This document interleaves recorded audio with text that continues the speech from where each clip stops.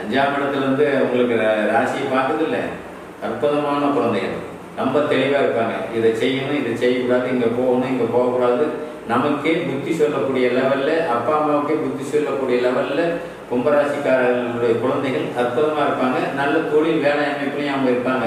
அவங்களுக்கு பொண்ணு பார்த்துட்டு இருக்கிறீங்க, பையனாக இருந்தால் பையனுக்கு மாப்பிள்ளை, பொண்ணு பார்த்துட்டு இருக்கிறீங்க, பொண்ணாக இருந்தால் மாப்பிள்ளை பார்த்துட்டு இருக்கிறீங்க, கிடைக்கலன்னு வருத்தப்பட்டு இருக்கிறீங்க. கண்டிப்பாக கிடைக்கும். இந்த வருஷம் கும்பராசிக்காரர்களுக்கு திருமணம் நடக்கக்கூடிய அமைப்பு கண்டிப்பாக வருது.